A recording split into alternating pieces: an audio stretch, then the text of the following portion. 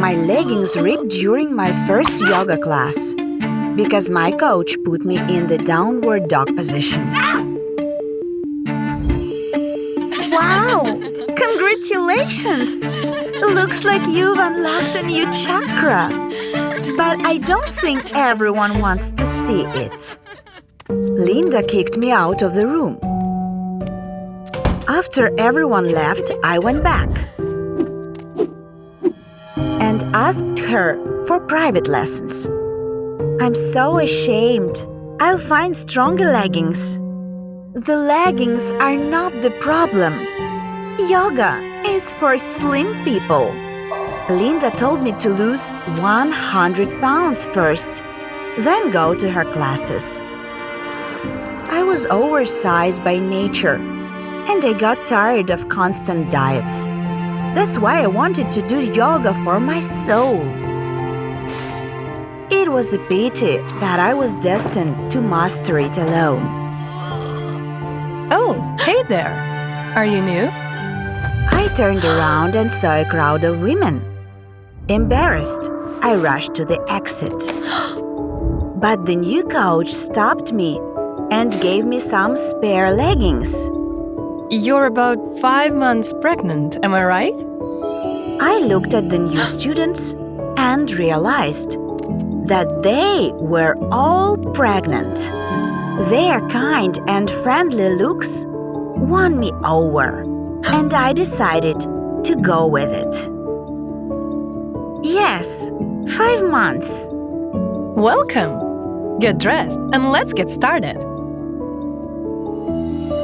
I wasn't bullied for my weight in the group, so I immediately felt free and mastered one pose after another.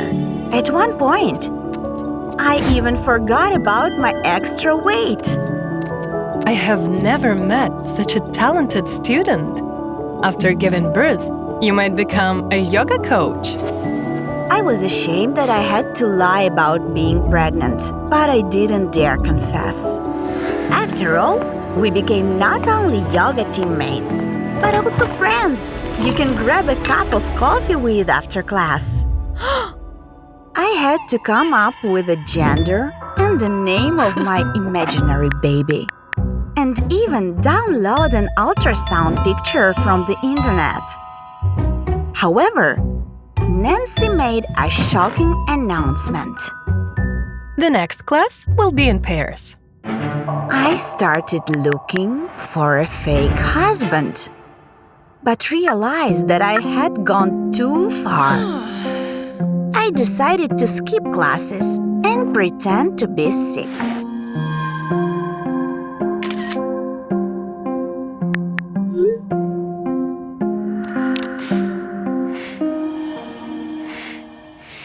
Suddenly, I heard a knock on the door. Becca, open up. I brought you some chicken broth. I quickly messed myself up and spread tissues all around the apartment. I'm sorry, I don't want to infect you. But Nancy figured it all out. What a fool I am. You've never mentioned your baby's father. Nancy believed I was a single mother and offered to be my yoga partner. I agreed, but after class, a surprise awaited me. I told the girls about your situation, and we decided to support you.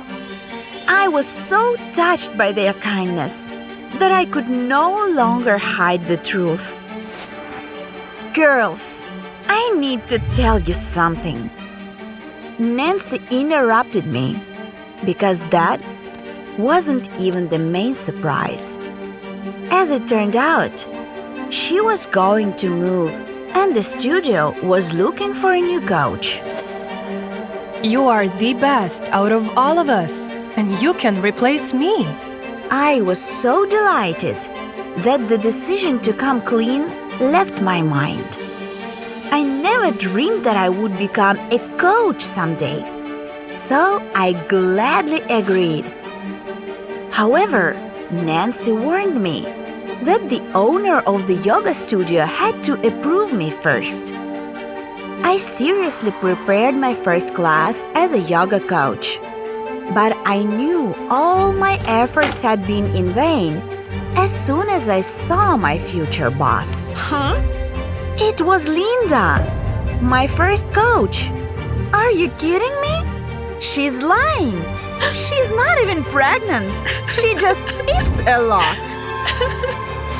I collected my things while feeling those disapproving looks and headed towards the exit.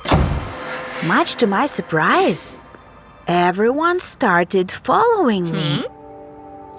Yes, you lied to us. But shaming someone for being overweight is rude. A coach is supposed to inspire others, not slow them down while they're chasing their dreams.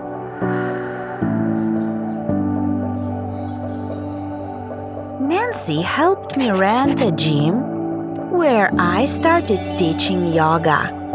And I became so successful that eventually Linda's clients started coming to me, which forced her to look for a job at my studio.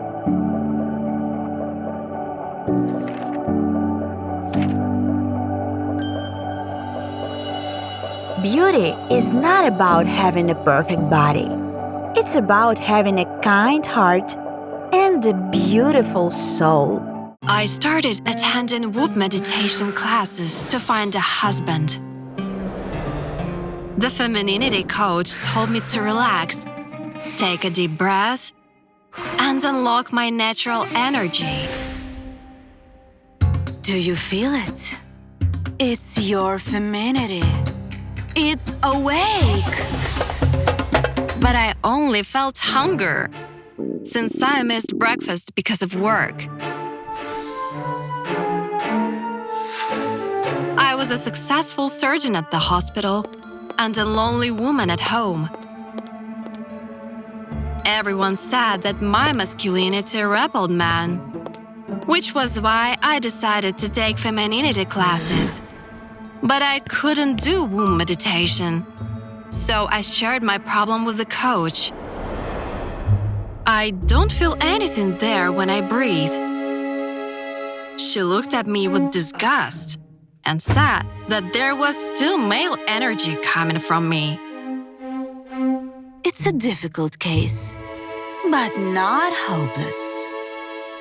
The coach handed me her book, How to Become a Real Woman. She advised me to do everything that was written there. The coach had a life everyone dreamed of, so I obeyed.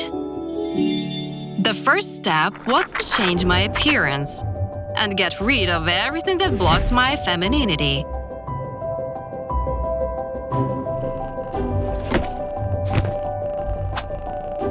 So I put on heels and a skirt to become sexier. I got hair extensions because it was a symbol of femininity and didn't even recognize myself in the mirror. It's okay. It's for the sake of my happy future. The next step was the most interesting one: finding a husband.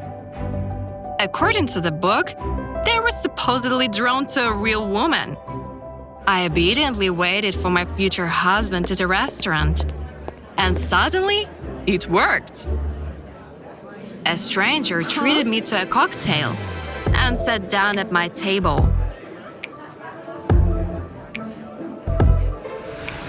Dylan seemed to be the perfect man, successful, handsome, and confident. But the more I talked to him, the stranger he seemed. Do you like it when a man controls you? It definitely wasn't about me. But according to the book, I wasn't a good woman. So I reached to the coach's book for advice on how to deal with Dylan. There I read, a woman should share a man's interests and be happy when he's happy. For the rest of the evening, I agreed with Dylan on everything. Much to my surprise, the date went great. Dylan even gave me my first gift, an unusual choker. Whoa! I would like to repeat our date. What do you say? Of course, I agreed. It seemed to me that the femininity thing worked, and I had finally met the one. But I was wrong. A month into the relationship with Dylan, he invited me to his place. At first, everything was very romantic. But after a few glasses of wine, Dylan's behavior changed. I've got another gift for you. One that goes with the choker. Dylan handed me the box, and there was a leash inside, which was supposed to be attached to my choker. I wanted to throw the gift away, but remembered the words from the book and decided to be polite and thank him.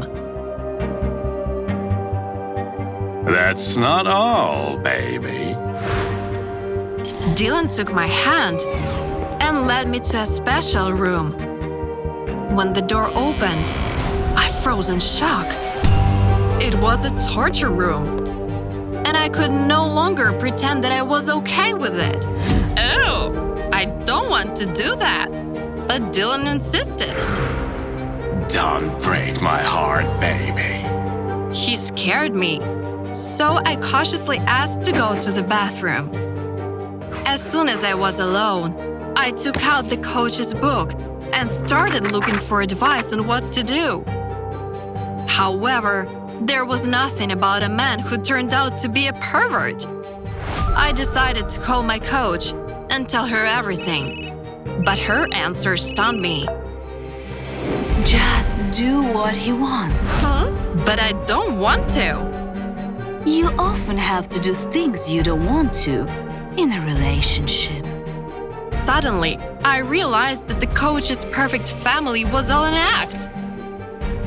I've been tolerating my husband's affairs for years, but it's better than being alone.